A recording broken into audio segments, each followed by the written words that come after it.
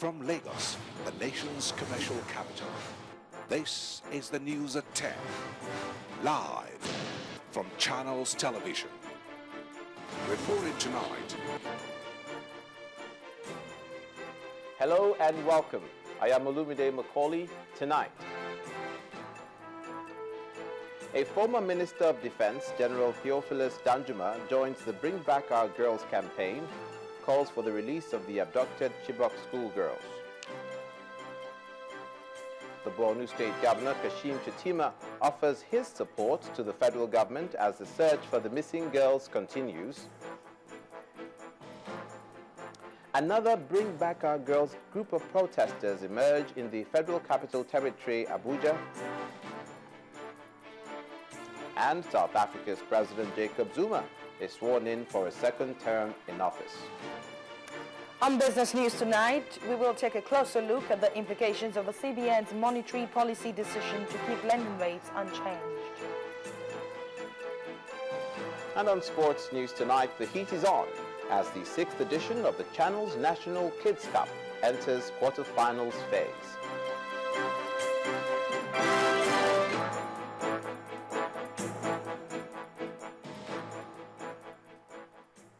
Thank you for joining us, and we begin in Abuja, the nation's capital, where the president has returned from South Africa after attending the inauguration of President Jacob Zuma as he comes in for another term as the country's president. The president said attending President Zuma's inauguration was meant to discuss ways of tackling militancy across the continent with African heads of state there.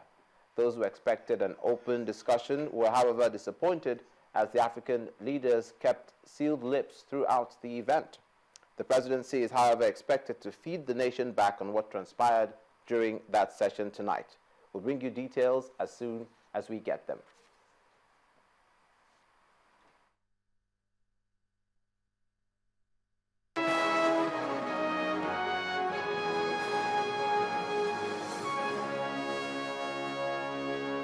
A former Minister of Defense, General Theophilus Danjuma, has joined the Bring Back Our Girls campaign and is asking for the release of the abducted Chibok schoolgirls.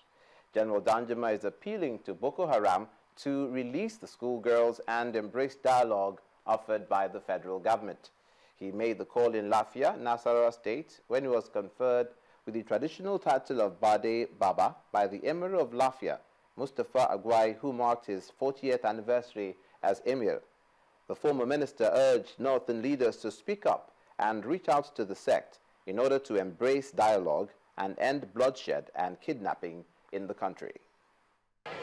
Business activities in Lafia, the Nasarawa state capital, came to a halt as the Emir of Lafia confers the title of Friend of Lafia on the former minister for his philanthropic efforts. It was an occasion not devoid of speech-making, and for General Danjuma, it is Bring Back Our Girls or nothing, as he enjoined leaders to speak up and help end insurgency in the country. We must give a little thought while we are celebrating to those girls, to their parents who have lost them. We don't know whether they're still alive or they're dead. But whatever it is, I want to make a plea. I want to make a plea to Boko Haram, whoever they are, and their sympathizers. Some of them may be here. Please release our girls. Let them go back to school. For Governor Almakura and the representative of the acting governor of Taraba State, the occasion offers Nigerians another platform to call for national unity. The pivotal role played by our royal fathers and the corresponding synergy with government in contributing immensely to societal cohesion and social stability. Thus, the State Council of Chiefs, under your inspiring leadership, deserves commendation for its steadfastness in the collective efforts aimed at curtailing the various security challenges which have bedeviled the state in recent times. The Emir of Lafia urged politicians to emulate General Danjuma and positively impact the nation. After nearly 70 decades of intimate interaction with General Danjuma, I want to forcefully assure you that nothing in him has changed except age and his arms.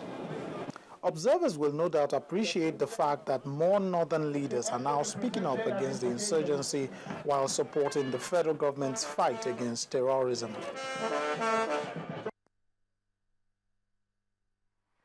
General Danjuma is not the only prominent Nigerian eager to see the hapless girls secure their freedom. The Borno State governor, in whose state the girls were kidnapped, says that he is ready to provide all the necessary support to the federal government toward ending the Boko Haram insurgency. The governor, Kashim Shettima, made the pledge in Maiduguri, the state capital, while addressing members of the Presidential Fact-Finding Committee on the abducted students of the government girls' secondary school, Chibok, Borno. Governor Shettima says that the state government will collaborate with the federal government to ensure the safe return of the abducted girls. He is positive that the committee's report will provide a leeway to not only gearing towards ensuring that the girls are freed, but to make sure that insurgency in the country comes to an end. The chairman of the committee, Presidential Fact-Finding, retired Brigadier General Ibrahim Sabo, on his part, adds that his committee has had useful interaction with Borno elders, the Chibok community, the GGSS principal, the vice principals, the security guards, and other stakeholders. Meanwhile, the Presidential Fact-Finding Committee on the abducted female student in government secondary school Chibok in Borno State has held interactive sessions with members of the Borno Elders Forum in line with its term of reference. At the opening session of the meeting, the chairman of the committee, Brigadier General Ibrahim Sabo, asked members of the Borno Elders Forum to partner with the Presidential Committee in an effort to achieve the set objectives. After a closed-door session that lasted for over 2 hours, spokesman of the committee, Kingsley Osadolo, told journalists in Maiduguri, the Borno State capital, that objective and frank ideas that will help the committee towards the realization of its set objectives were exchanged. On his part, the Secretary of Borno Elders Forum, Dr. Buluma Malik Gubio, who spoke on behalf of the forum, said the federal government should not foreclose dialogue as it tries to rescue the missing Chibok girls. They raised a raft of issues to which the committee members also responded, and the committee members also asked them some questions, and the exchange was quite frank. It was very, very, very helpful to the mandate of the committee. And the mandate of the committee is as outlined in the terms of reference of the committee.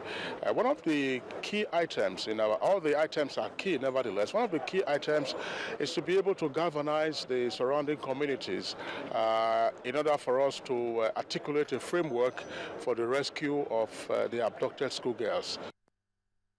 If the federal government wants to rescue these girls, then our soldiers must be properly, adequately taken care of first, before deploying them to any part of the country to go and rescue people.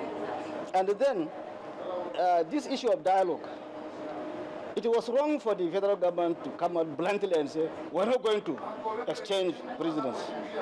You see, when Boko Haram said they want to exchange prisoners, the same government was telling us that Boko Haram was faceless. So it means Boko Haram was not faceless. It has a clear face, since they are holding Boko Haram members. Why can't they use the members of Boko Haram they are holding to get more information? He says, give me my men, I'll give you your daughters. And okay, come, let us have a dialogue. Forget about your men, because your men have killed so many people. They are criminals, we cannot release them. What else do you want? At least there must be some give and take. But the federal government bluntly said, no. And they continue to deploy troops who are ill-equipped. Another Bring Back Our Girls group of protesters have emerged in the Federal Capital Territory, Abuja, still calling on the terrorist group Boko Haram to set the Chibok girls free from captivity. The spokesperson for the group, Princess Miriam Munoha, said the group, which converged at the same venue, the Unity Fountain, will go beyond the release of the abducted girls to fight terrorism in its entirety.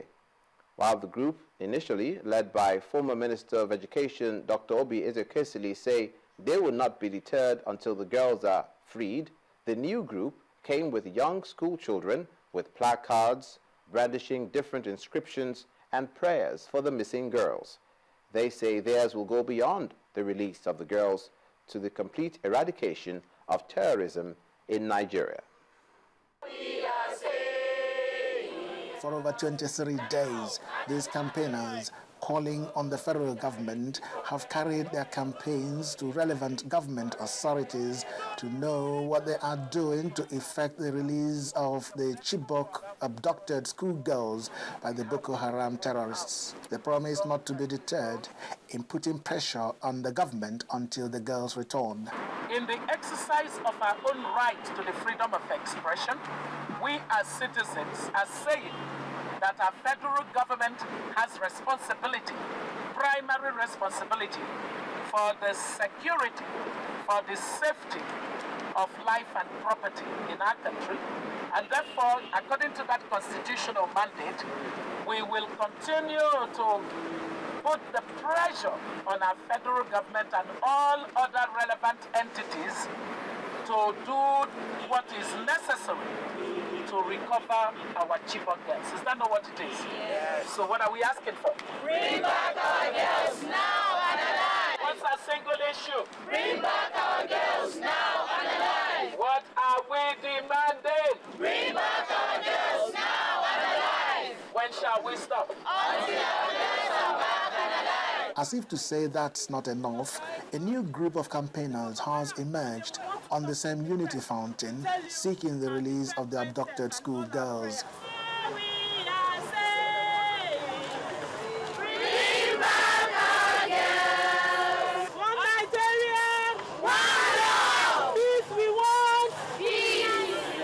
The group calls itself the Grand Alliance Against Terrorism. They came with schoolgirls who offered prayers for the release of the missing Chibok girls. Amen.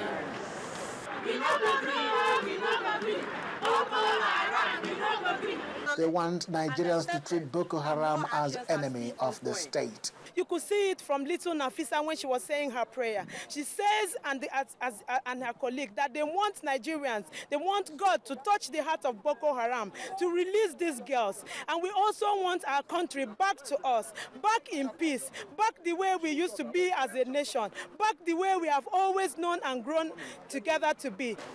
As the rescue search for the girls continues, there seems to be much pressure piling up from all angles. It remains to be seen if the government effort and the intervention of the members of the international community will be anything to go by in the days ahead.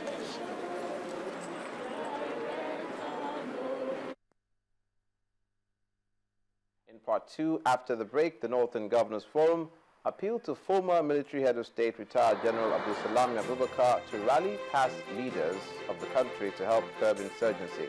That's in a moment. Please stay with us.